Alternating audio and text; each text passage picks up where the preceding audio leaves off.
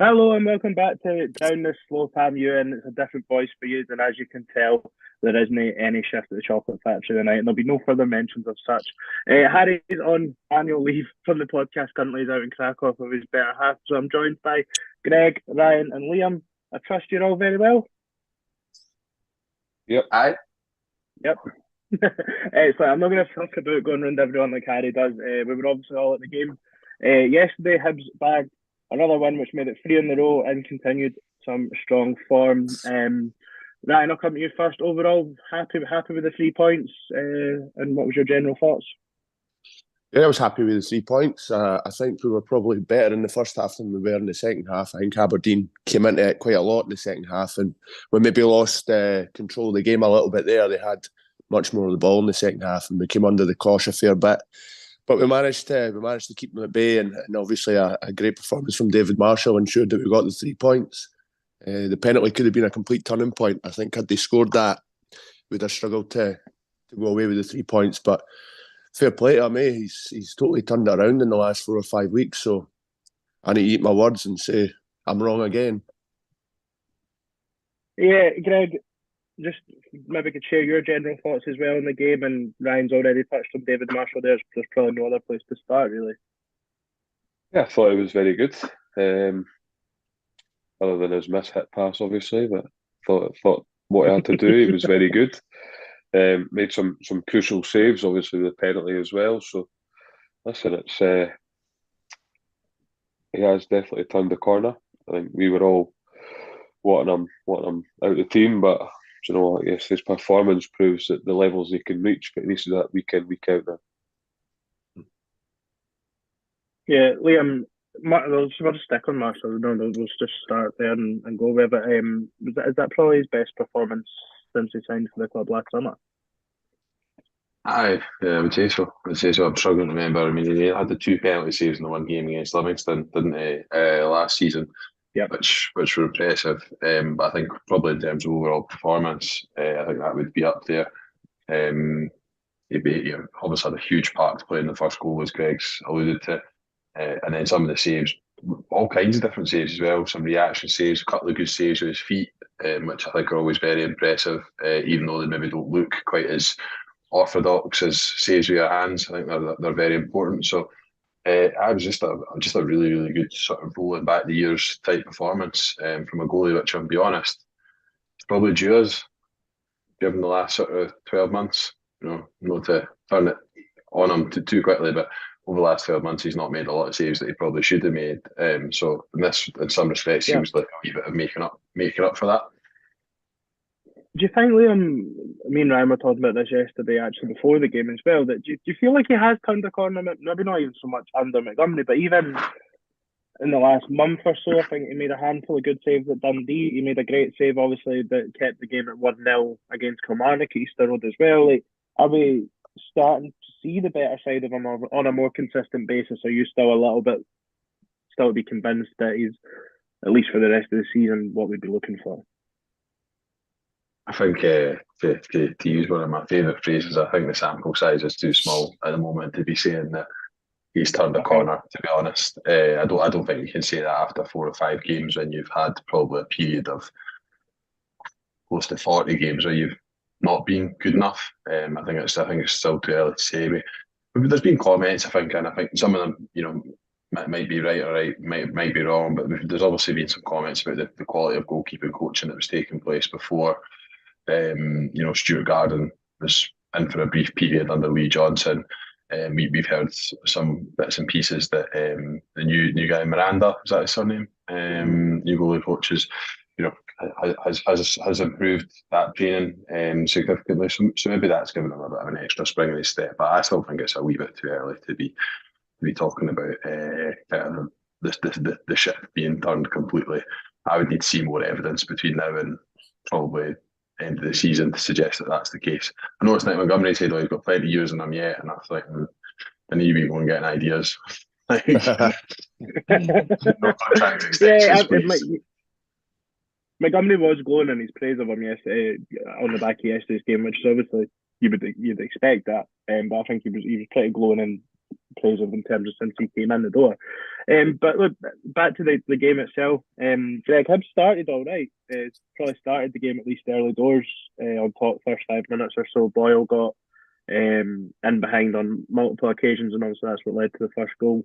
It was a little bit different in terms of build-up play, and like you said, it was a miss hit. Yeah, it was a little bit more direct at times, which I don't mind. I think you need to mix it up, but Boyle had that chance very early on, and to be honest, I would expect him to do a lot better there.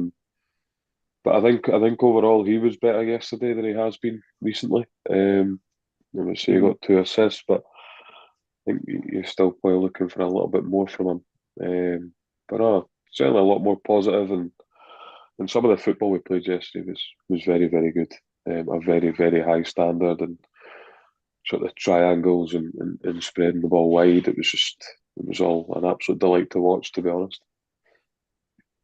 Yeah, Ryan, with the first goal specifically, obviously it does come from a longer ball going down the middle, but do you think the style of play that, so you've seen the goal we scored at Dundee last week, is that then a byproduct letting us go longer because teams are pressing higher up and you can utilise that ball in behind?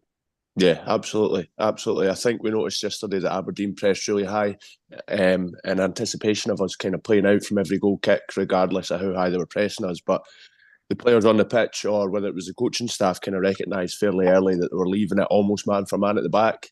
So we had that opportunity to play a longer ball, and it worked out. It nearly worked out more than once. And we probably played more direct yesterday than we have done under Montgomery. But it was just the kind of awareness that was where we were going to get joy in the game, given that they thought we would be playing out every single time and pressed us really hard. So it was to our benefit that we did go a wee bit more direct yesterday. Aye. Liam, after the goal, did I certainly felt like Aberdeen probably definitely got on top after the goal, probably through the half-time whistle. Would you agree with that, or what were your thoughts on the remainder of the first half? I think they had a spell, probably 5-10 minutes before half time, where they did put us under a wee bit of pressure, but I'm not sure if that occurred directly after the goal. To be honest, I'm struggling to remember it in a sort of complete sort of play by play of what happened. But I think the thing I would say, the thing that was missing from nearly all the commentary around the game yesterday was the fact that we probably had 4 or 5 really good quality chances in the first 35 minutes, half hour of the game. Aberdeen then had maybe a couple of chances for half time, but I think this whole obsession with the balance of play and what that means around chance creation is maybe just a wee bit OTT, to be honest. It was to my mind, other than probably a brief spell in the second half where they really were on top of us and created quite a few chances one after that. Really, it was a pretty even game yesterday. Well, so everything we've said so far, then let's talk about the opposition manager, just to fill us with some Christmas joy. And Greg, I know you're keen to come in on Barry Robson, but we've had a few points, as you would expect, coming from listeners. So Keith Roberts said, how frustrated was Barry Robson after Marshall mishit the ball? Also, I don't know if you've seen the clip, I think, an Aberdeen fans put together. Like every post-match interview just goes, oh, frustrated. Like about 45 seconds long at every interview. And yeah, look, JK 1976 is Barry Robson, the sorest loser ever. Sibo, what flavour of tears are the lads' preference? Good winner Robson. So Greg, have that on Barry Robson. I mean, it's really, really bitter from him. Marshall mishit the ball, clearly didn't. Said he could have 5 or 6. They had 6 shots on target in the full game, probably including the penalty as well. Says he ran over the top of us. I don't recall that either. Just, do you know what? You can tell he's a man under pressure, and he should be, because they're third bottom. They've not really done a lot. They've got the highest average goals conceded. It's just funny, innit? Like, I just don't understand what game he was watching yesterday to convince himself that it should have been a rout for Aberdeen. But do you know what? His team were poor. And Graham Shinney got bullied off a 16-year-old. So, aye, it was quite funny. I did enjoy the post-match sort of fallout for the game. It's been a wee while since we've had a manager being that salty after a game. It stinks to me to a guy that's under a wee bit of pressure. Like, I think maybe the European games and sort of fixtures building up and them not getting the results that they needed to get in the league. But obviously Aberdeen had that season a couple of seasons ago when they finished under Goodwin, sort of at 9th or 10th they finished in the league. We know how demanding their fans can be. I think he is a man who's under quite a bit of pressure. Just because of the money that they've spent in the summer as well. You look at the size of the squad, they made, I think, eight changes from the game midweek. Brought in a lot of, experienced players that they paid and signed for fees. I think their fans probably were expecting to come Easter Road and beat us, to be honest. Yeah, I mean, speaking of Aberdeen fans coming to beat us, I mean, I think it's now going to be 3.5, and if they were to manage to fit of finishing the bottom 6, it would be then going on to 4 years since the last beat us at Easter Road. It was one of the first games in the COVID season. We've sort of had their number at Easter Road since then. Ryan, Hibs, there's probably not much else to talk about Hibs-wise in the first half, unless there's anything that springs to mind. And then in the second half, after going, I think we did go through a period of pressure. We sort of killed the game off with a set piece goal, something that we seem to be improving on under Nick Montgomery, and Will Fish got a goal that feels like it's been coming for a long time.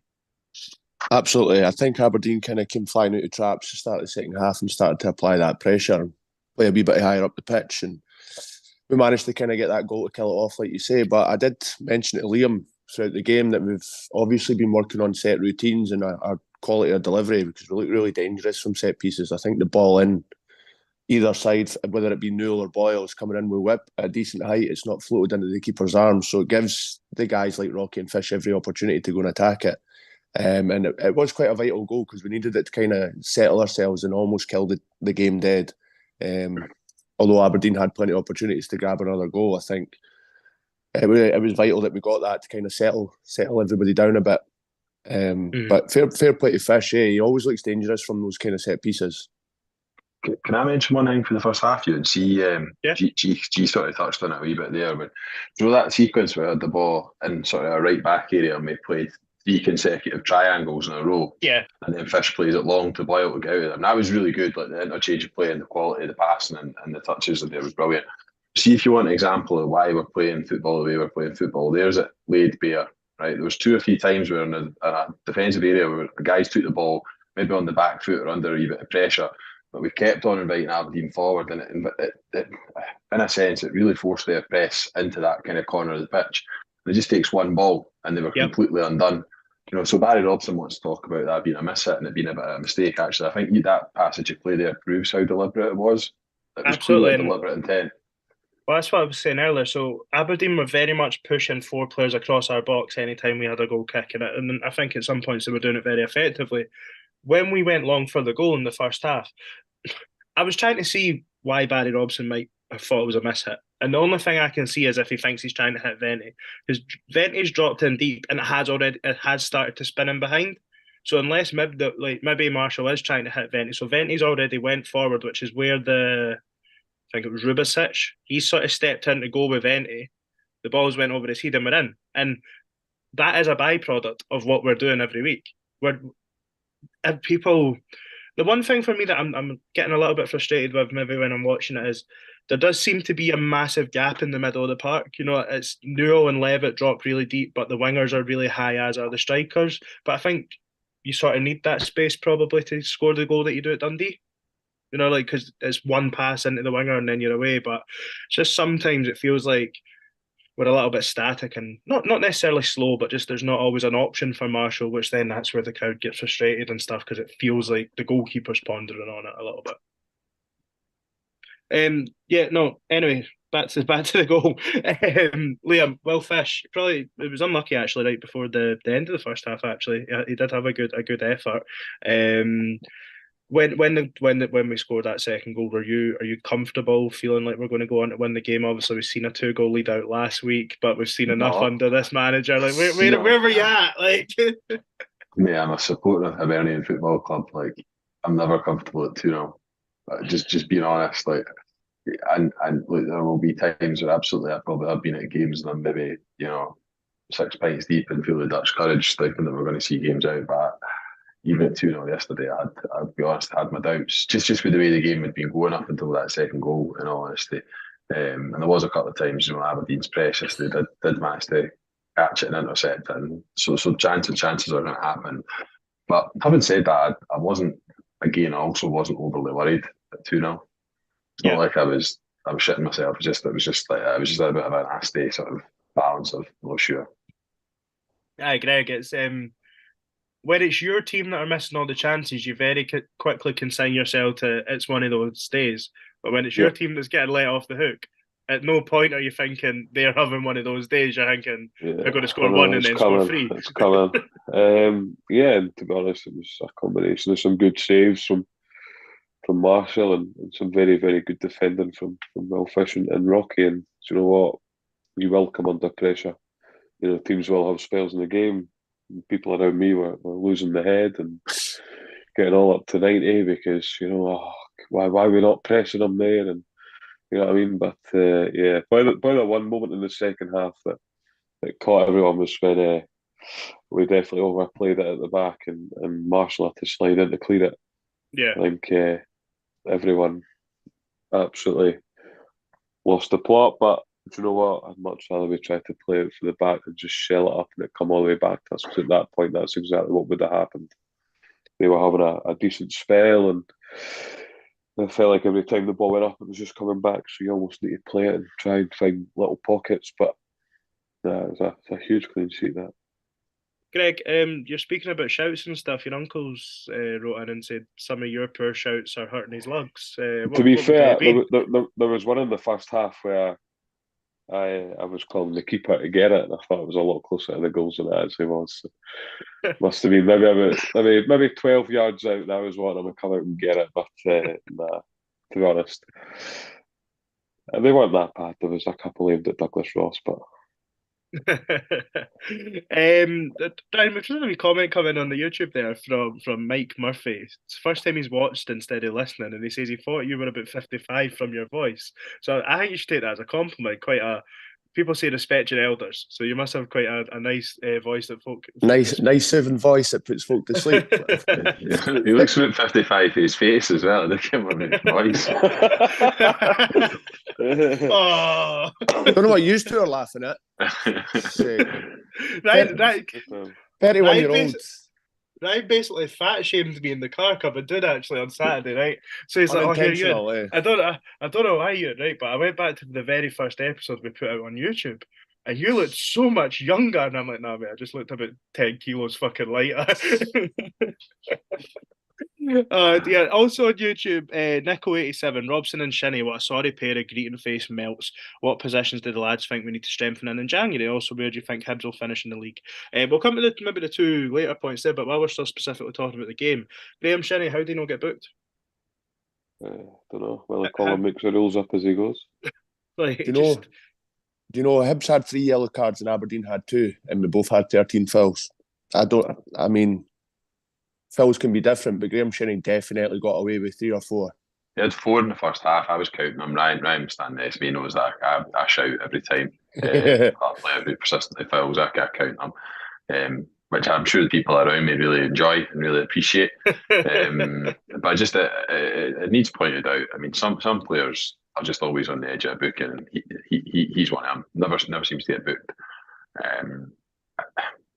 I don't know what it is, the influence over the referees or what it is, but some players are just refereed differently.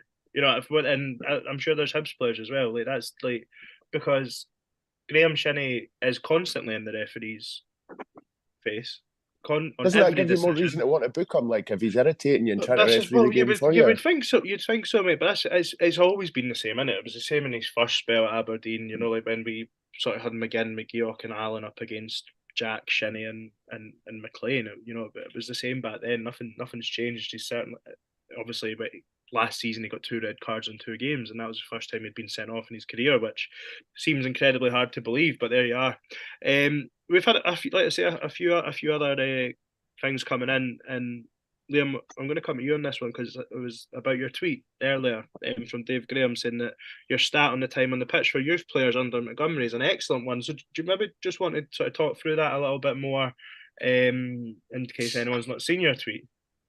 Not really much I can add to be honest, but I know. So I just said I'd seen a couple of tweets. I think it was maybe Kenny Miller, ex comms at Hibs, who tweeted it last night. And it got me thinking about the number of minutes that Lee Johnson played young players. Because remember when Lee Johnson very first came in, he said, big part of my sort of reason for being a manager is bringing young players through the system. And I think he referenced Dan Neil that he brought through at Sunderland, and various other players that he brought through at other clubs. And really over the course of last season, I think a lot of us remained really disappointed at the lack of young players getting a chance. There was O'Connor getting kind of a 10 minutes against Aberdeen when we were already 5-0 up. I think McIntyre maybe got a few minutes from memory last season, Oscar McIntyre that is, but really didn't play youngsters an awful lot. And given that Montgomery's played now Whittaker, Molotnikov, and Josh Landers, for some of them, so certainly in Whittaker's case, pretty major minutes. I thought it'd be worth just digging up how many minutes they'd played over the last couple of seasons. Lee Johnson, over the course of the 41 league games in charge, played homegrown under 21 players for just 35 minutes, whereas Montgomery, after only 10 games in charge, has already played players nearly 10 times that amount, 245 minutes. Well, more like 8 times that amount, let's be kind, in a quarter of the number of games that Johnson had. And I just thought it was worth pointing out because Montgomery, like Johnson said, he was going to focus on bringing through young players, but unlike Johnson, has actually done what he said he was going to do.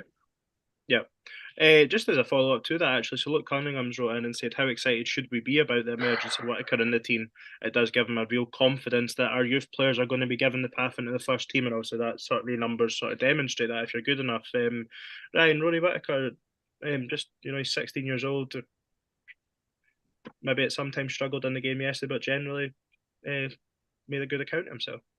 Yeah, I think he can be proud of his efforts. I don't think we can doubt any of his technical abilities. I think at times he probably struggled to keep up with the pace of the game. He was kind of undone a couple of times down that side through no fault of his own. He's still learning his trade and he's still very young to be playing senior football. But he was kind of blown a bit towards the end. But I think the manager alluded to the fact that he'd used all his substitution intervals, or he might have replaced them late on. But to have young players in and around the squad that you can kind of count on is always a bonus.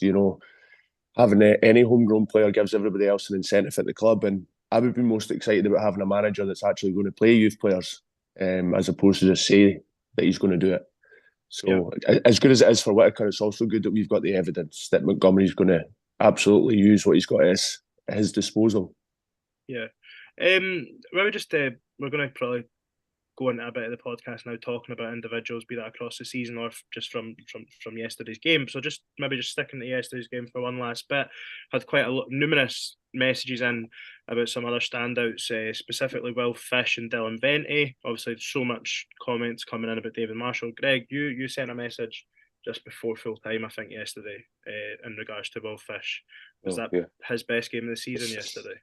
I would say so. You can see the improvement since Montgomery came in. I felt like he was poor at the start of the season for whatever reason. I don't know, but he was absolutely colossal yesterday. The way that he read the game and made some crucial interceptions in our box, and you know what, he had a clearance off the line. Like he was everywhere. He was proper leading by example, and got a goal as well. So you can't ask for much more. It's probably the Will Fish we've seen towards the end of last season, which is good, and hopefully he can kick on. And look, his comments after the Dundee game about how he's only bothered about Hibs and not Man United at the moment is really showing. And he'll take a lot of confidence for that performance yesterday. So. Yeah, and the other player that's had a lot come in has been Dylan Venti. There's been a lot of chat about he seems to be finding himself in deep positions and stuff, Greg, but he would have been celebrating right in front of you. I think everyone delighted to see him get back on the score sheet, 6 goals in all competitions now, and a handful of assists. Yeah, he wasn't celebrating in front of me because I went to the toilet. But, no, right then. Do you know what? Do you know though? It's he's very unselfish, and he helps his teammates out. He gets assists, which as a striker I don't mind. And look, he got a goal yesterday, probably a very simple finish, but sometimes you need just one goal to kick back on and get on a scoring run, but he offers so much, and people moan about how he's coming deep or drifting wide, but he's happy to do that. Clearly, that's the instructions he's been given. He gets assists and he gets goals. Like, that's what, 6 for the season now. So like,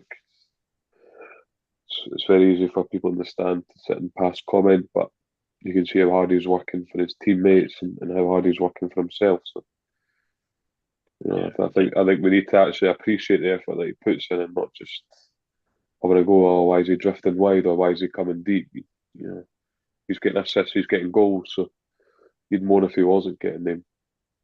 There has been a lot of debate around the positions that he's finding himself in the park, Ryan, but the front four is really fluid, really, isn't it? You know, like Boyle finds himself on the right wing, Campbell finds himself through the middle. Like, there was absolutely a point in the first half yesterday where Venti was finding himself on the right wing. Surely that's something that, as a fan base, we should want to encourage, as opposed to having players sort of pigeonholed. Yeah, I think you're right there. I think the fluidity and the kind of rotational aspect to what we do in the front four is really important, and it almost becomes the sum of all parts. So whether Venti finds himself out on the right-hand side, he's maybe dragged a marker over and created space for Boyle, and it could happen with any of the front four players. And I think it's really effective that happens.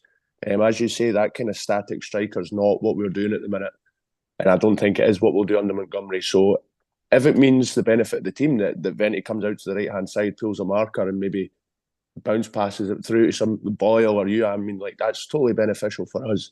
I don't think we should really be bothering about specific numbers if we're winning games and sharing goals collectively. Yeah. One question actually there came in, and well, firstly I'm gonna pose it to you. It came from Lewis Young in the YouTube comments. Any chance that Man United might be considering calling him back in January?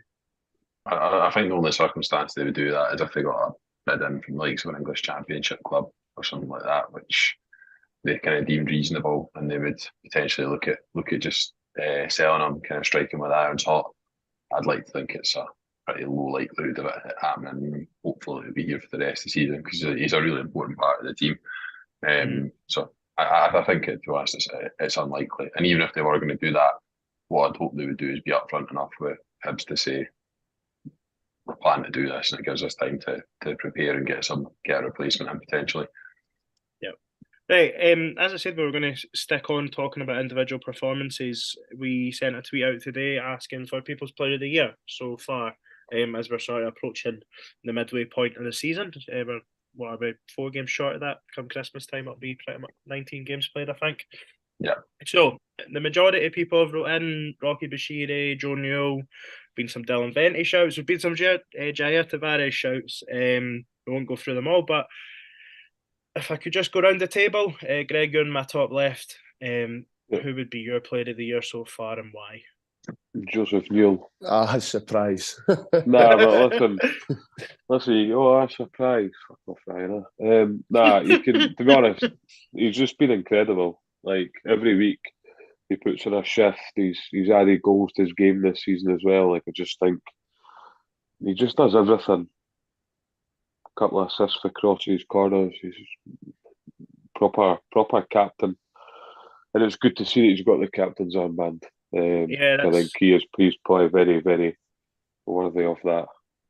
It does seem like he is Nick Montgomery's captain. Obviously, Lewis Stevenson on the pitch, David Marshall on the pitch. I don't know when Paul Hanlon's been coming on, if he's been passing the armband on. I can't say I've noticed either way. But Greg, is there a game for you so far this season that Joe Newell's really stood out in, or a couple of games that you think that's really what you're pinning to him being your player of the year so far? To be honest, Luzerne at home, I thought he was unreal.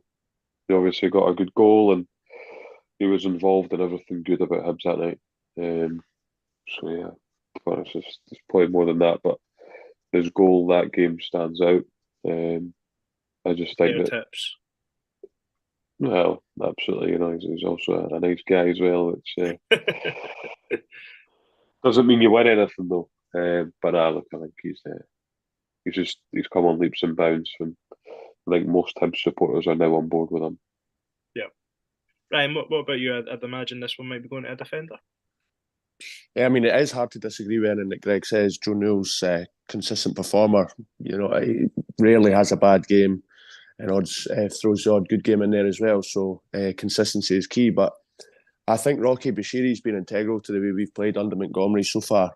He kind of initiates that, playing out from the back. It always seems to be him that starts that process.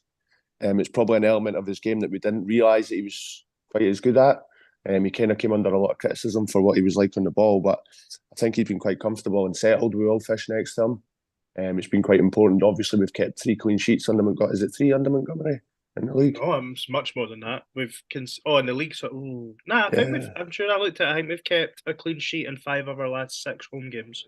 Well, you know, so obviously having a settled back four is massive in terms of keeping clean sheets. And as I say, I think he's been a really key performer. I think he was really good against Celtic at home when it was 0-0. He was good against Kilmarnock. He's had some good performances throughout the 10 games, 11 games that Montgomery's been here.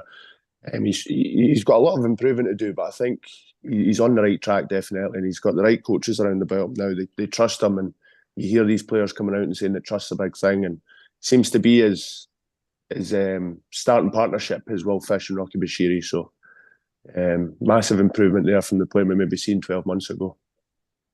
Jenky's been watching videos like 2014 Paul Hanlon when he decides to take it on a 40-50 yard jog up the park, just jogging back. Remember when Hanlon used to do that on the regular, like literally just used to go gliding up the pitch where there was space. And the 3-5-2 it's actually sight, man. You just reminded me that it's also worth noting that he's kind of playing on his not strong side, his weaker side, which, you know, I think Liam alluded to it before, like your body shape's different, the way you receive the ball's different. So he's doing that on his weaker side. So I think we need to kind of give him credit for that as well. He's been really good. I've enjoyed watching him. I think for me with Rocky, his pace is a massive asset, not only just obviously, you know, a fast centre back, but to the way that we want to play. I think we probably could be suspect to some counter attacks, you know, with him. We commit heavily. You know, everyone goes forward, the full backs go high. Like his pace I expect will be massive for us going forward. And Liam, I know I'm not saying that you're not going to pick Will Fish, so you might, but we were just speaking about Will Fish and would they go back to Man U or not? Like, if we were able to tie Will Fish down permanently, could Rocky Bashiri and Will Fish be a partnership at the back for 3-4 years for Hibs? Is that something that we'd be comfortable with? Have we seen enough of that, or is it not enough sample size? I'll be honest, I would be keen to get a left footer to play left centre half longer term. I think that should be a priority for the club.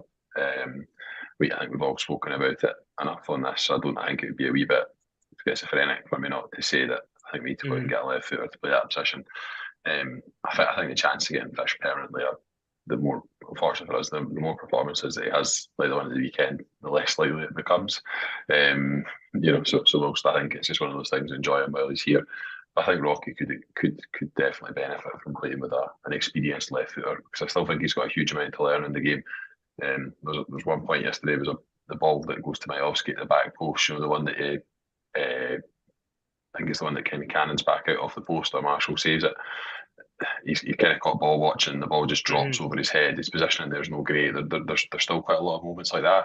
Whilst it's not a criticism, I think it's just a recognition that he has still got a huge amount of developing and a huge amount of experience that I think he could gain from, hopefully, this season, stitching sort of 30-40 games together, because I'm conscious that last season he got injured. He was out for quite a long spell, didn't really come in before the end of the season. He hadn't really looked at a huge amount of football before last season, so still got a lot to learn. And who would be your player of the year then? I think in the spirit of taking someone that's not been mentioned, I think just probably for his performances under Montgomery, but I suppose when he did feature under Lee Johnson, I think it's got to be Lewis Miller for me. I think the number of moments he has in a game where the intervention that he makes from a position of right back genuinely influences the game is quite remarkable, actually. The number of times that he gets us up the pitch by winning fouls, by winning his defensive duels. He's even chucked a couple of goals in this season. Obviously, we've got that asset, the long throw. He's really come on. I don't know. I was going to say, has he come on leaps and bounds or not? I didn't see enough of him last season to say he's come on leaps and bounds because he didn't play enough. But when he did play, he was good. So I think Montgomery's really getting getting the player that we probably thought we'd signed 18 months ago. I think we were all unanimously quite excited when we said this boy from the A-League who was in the team of the season. Kind of all the narrative around him was really good, and then you just didn't see him, and that was a disappointment. So I think him for me, Miller would be, but there's others that haven't been mentioned that I'm hoping that you're going to touch on because I think there's probably a couple that deserve a mention. Yeah, well, so the thing is, I tweeted out my thoughts and it was they three, and I said that I couldn't really decide between the three of them. But I'll go through some things that have been sent into us, and then let's go for some honourable mentions as well. So Dave Graham, Dylan Levitt, Luke Cunningham, Jair Tavares, Will Fish, Rocky, loads more, Newell, Miller, Rocky, Newell. So that's generally been the consensus. I'm just quickly scrolling through it to see if there's anyone else there that's coming off. Dylan Venti's had quite a few suggestions. I think Venti and Levitt are both definitely worthy of a shout, like based on their performances. We've already just touched on Venti, but I think look, the difference in that midfield when you've got Newell and Levitt at the base of it is just it's night and day really in comparison to some of the midfields that we've seen, even with two or three others in there over the course of the last 18 months. Levitt is just an absolute, keep saying it, but it's just an absolute joy to watch. Aye. Yeah. That's what you go to football for, eh? To watch players like him play football, man. He's just phenomenal technician, like. Just mate, it's like the way he receives the ball, eh? Like it's just. See what I like about him, right? He'll receive the ball in the back foot, but his first touch will always either set him up for a pass or another touch. Like he never takes a loose first touch. He always sets it perfectly for himself. Like been totally schooled the right way. I'll be totally honest. I think Levitt's great, and I don't think his position in the team is in any question at all. I think he's more than worthy. I was saying this to Ryan before the game yesterday as well when we were driving down. I would just like to see a little bit more. I think Causey's ability a little bit more in the final. You know, like what he does for that goal, Jair's goal against Ross County. Like just a little bit more. Like maybe influence the game a little bit more in the final third. And I know that it's even more prominent after the conversation we had with Joe Newell on the podcast about we don't know their roles, etc. You know, like the instruction from the manager, especially playing in a two, they can both probably have that influence. But I would still probably like to see a little bit more from him further up the park. That's the only thing, because you know, you look back to when he was first on loan at Dundee United, we can probably all remember he scored a handful of screamers and stuff like that, and I'm sure that side of the game will come back. I think I would just like to see a little bit more from him, and to harp on to one of Liam's, it's a very small sample size for Dylan Levitt since he got back into the team as well. I don't think he would be deserving ahead of any of the other names that have been mentioned so far, albeit come the end of the season, this last minute and a half that I've just spoke for might look absolutely ridiculous. You know, if he, if he stays fit and he goes on, it's like, for the ability he has, I think I would just like to see a little bit more in the final third. Like I think back to the semi-final, like he had there was two moments for me when he gets the ball on the edge of the box, and once he floats across and the keeper just goes straight to the keeper. The other one he hits a shot and it's like a side foot one straight down the keeper's net. It's like they're big moments in big games, and I think he has the quality to just be a little bit better than that. You know what I mean? So that was all for me, especially when I was thinking about player of the year. I was trying to think of players who stood up in big moments, and it's probably what downplayed me for Miller a wee bit as well, because I really thought he struggled in the semi, which is arguably our biggest game of the season. So I think for me, I was going to land on Joe Newell almost single-handedly for the Luzerne game in terms of one of our biggest games of the season, and by far he was comfortably the best player in the park for me that night. So sorry, Liam, but I wasn't going to mention anyone that you guys hadn't. Kev from Newcastle, hope we're all well. Thank you very much, Kev. Can't cope with this. Monty out. We are in serious danger of becoming consistent. Player so far, improvement-wise, goes for Rocky. Well, look, we absolutely are. We've strung a good 3 wins on the back together there. We're keeping clean sheets, especially at home. We're really not losing games. You know, I think is it 2 defeats in 13 or 14 in all competitions. So obviously we want to keep seeing the wins continue, and it's a big game on Wednesday night that we've got. But Greg, we can go to Celtic Park with confidence, right? Celtic aren't fully firing. That doesn't mean it'll be anything but a difficult game, but we should go there confident in our abilities, right? Absolutely, you should be confident. But Celtic don't really need to be fully firing the tuck teams away. So you also need to be very wary of that. But look, 3 wins out of 3, you can only beat who's in front of you. You need to go to Celtic Park on Wednesday and be brave and give a good account of yourself. And I think we will. We've probably learnt lessons from Ibrox, to be honest. But yeah, absolutely. Listen, we're a good side, a very good side. And we need to have that little bit of belief in us that we can go to Celtic Park and places like that and win games of football. And I think we're a very confident group at the moment. And when you say learn lessons from Ibrox, would you be like what would the lessons be? Obviously, went to Ibrox and we were massively open. yeah, is that a change to personnel that you're thinking, or is it a change to approach? Or I don't think you need to change the personnel, but you maybe need to change the approach and maybe a little bit more compact. But you also can't lose the attacking side of the game. You still need to be brave, and look, it's all about risk and reward, especially when you're playing out for the back. You need to have runners and pick up pockets of space. So, but I think a little bit more compact and we'll be absolutely fine. Liam, what do you expect going to Celtic Park? We obviously held them to a 0-0 draw at Easter Road. I say held to, I think we're probably doing us a disservice. We were more than worthy at that point at Easter Road. Do you think we can go there in hope or expectation?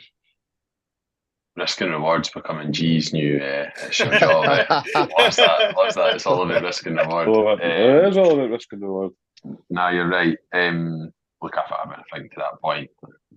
I think if we take too many risks early, I think there's a real chance that we're on the end of quite a doing. I think you've kind of seen the formula for getting results against Brendan Rodgers Celtic, and the other word that I wrote down that G said there was compact. I think we're going to have to really defend in numbers and be sensible. I think the longer we can keep it 0-0, I think the better for us, because I think their fans are getting a wee bit impatient already just with the results in the Champions League, and I'm not really convincing in the league. I did see just a flash of the game against St Johnstone yesterday, and the quality of the goal that O'Reilly scored was obviously very, very good. But I think actually, if you look at the sort of phases of playing the game, I think St Johnstone kind of matched them up fairly well. So I think we need to go there and be sensible. I think going gung-ho against Celtic will absolutely not serve us well. Somewhere in between going gung-ho and the performance that night, I only say it because it flashed up throughout the day. It was such a good night. The Danny Galbraith night at Celtic Park, which I think is the last time we won there in the league. It is, yeah. It is, which is crazy. Tells you all you need to know, really. Yeah. Well, Ryan, you're obviously heading through Glasgow on Wednesday. What are you expecting to see from this Hibs side? Which in ultimate, it's the hardest game in the fixture list, regardless of how Celtic are playing. They're the champions and likely will be again this season. It's hard to know what to expect, but what I'm kind of hoping for is that we do the same and frustrate them like we did at home. And the guys have said the words there about being compact and being kind of resolute and hard to break down. I know that Celtic play a kind of slow, methodical build-up, so it will be easier to get numbers back and into position. So if we do more of the same as what we've done at home, and it's all about being efficient when you're away to these teams, you might not get as many chances and you need to make sure you take them. So we're going to have to kind of face up the fact that we're not going to have much of the ball and we're going to be limited in the way of chances. So it's about making the most of those opportunities when you get them, because there's no doubt that we'll get chances in the game, especially given that the pace we've got behind on the break or players' movement off the ball. So it's just about being efficient when the time's right, and maybe making the most of set pieces, since we've kind of looked a threat from them in the past, 6 or 7 games. The deliveries have been good, the routines have been good. So efficiency is the main word that I'd be kind of looking towards. Yeah. So would there be any obvious changes that any would look to make to the starting 11 from the weekend? Miller and Walker would scream out to me. I would, and if Abita was, I think it was a personal issue, but if Abita was there and available, I would also bring him back in as well. They've been very important to the kind of way we've been playing. We probably didn't get up the flanks as much yesterday, given that our 2 guys that we usually do that weren't playing. They're maybe a wee bit more versed in the system and they know how to do it and they know when to do it. So I think we kind of missed them going forward a wee bit yesterday. So if they were both ready and available, well, Miller's back, isn't he? So if Abita was available, I'd bring him in as well. But everybody else deserves a place in the team. Yep. Liam, Greg, any changes for you that you'd like to make, maybe further, midfield or the front line? No, I think we need to stick with what we've got. Yuan play a good option off the bench, but he's not shown enough to suggest that he should be starting. But it's a good point Ryan's made there actually about Miller and Obita, because at one point yesterday, I think it was 39 minutes, we had some great chances to get the ball in the box, and we just kept passing it side to side. The two full-backs weren't willing to put the ball in, where I think Miller and Obita would be swinging the balls in there. So yeah, you probably missed a little bit of quality going into the box as well. I think Abita's crossing this past couple of weeks has been on point as well. Like, he's got a really dangerous cross. The cross against Celtic for Boyle's chance that he should have scored was very good. He can cross for deep, which is also a useful tool. Yeah. Liam, Greg mentioned Yuan there, and Jack Kelly's wrote in, as he does every week. He's got a few questions for us, one Hibs related and one, we'll say, pop culture. But what do you think the reason is for Yuan not being able to get a start under Montgomery currently? I've got a train of thought on it, but I'm curious to get yours. I think the form of other players is the primary reason, to be honest. You've got to pick the players that are in form. I think Campbell, when he came across the right-hand side yesterday, did a really good job of helping Whittaker out in the right-hand side, particularly the last sort of 35 minutes where Whittaker started to maybe tire a wee bit. And then Jago, similarly, actually did a really good job, maybe even later in the game, so the last 10, 15 minutes of getting across and covering. So I think maybe what I'm kind of alluding to here is the form of other players, but also that kind of defensive nous that's required to kind of play in a 4-4-2 and be quite unselfish. I watched quite a lot of football over the weekend, and one thing that was quite notable, not necessarily teams playing 4-4-2, but teams playing a 4-3-3 or a version of that, is the difference it makes the teams when their wingers actually track runners and track back. It is massively important in the modern game when fullbacks are expected to go back, go so high up the pitch. The wingers need to be quite unselfish at times. So that could be a reason, but I think the prime reason is form with other players. Yeah, no, I think that's fair. I say that a wee train of thought on that. For me, we spoke earlier about the fluidity of the front four, and it's not to say that I don't think Yuan could fit into that, but I think Campbell starting on the right hand side. We've not really seen Yuan play on the right hand side at all, really, in his Hibs career. And Campbell naturally will drift inside, and Boyle playing through the middle will naturally drift out wide. So that's probably just by default a more comfortable fit as well. And ultimately, Josh Campbell, like you say, Liam, he took his chance when he got into the team. He scored goals at St Mirren and scored goals at Kilmarnock, and played pretty well again at the weekend and up at Dundee. I know you haven't highlighted him anyway, but is Yuan someone that we should be looking to get back into the team anytime soon, or do Campbell, Jair, etc. have the jersey until they ultimately, I don't know what would cause them to lose it. Anyone? Definitely.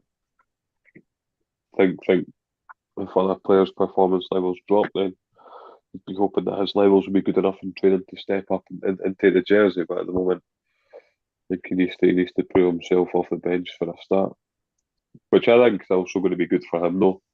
Shows that he's not a guaranteed starter. Player keeps him on his toes a little bit. But you just know for a fact that Nick Montgomery's gone about it a better way than what Lee Johnson would have. It is interesting that he lost his place after this sort of error in the St Mirren game as well, isn't it? He obviously started that game ahead of Martin Boyle. And there was definitely a train of thought around me in the stand. Who did we play after that? Was it Kilmarnock? Was that the first game that he got dropped for? People sort of thought maybe he was sending a message, but I think had it just been purely sending a message, he probably would have been back in the team by now. Would that sit with any of you, or do you think that might have played a part in it? That sort of... Well, maybe he was sending a message, but then other players' performances were that good that he couldn't get back in. Yeah, I also think naturally throughout the course of the season, forward players probably he can trough and form a wee bit more than players maybe in the middle of the park or defenders. So he'll get back in for a while, and then somebody else might drop out. It's all form related, especially in the forward kind of area of the park, I find. Especially while we've got injuries as well, being in a situation where you can afford to have Eliuan on the benches, and it's not the worst thing in the world to be able to do as well. While we're missing Adam Lafondra up there as well.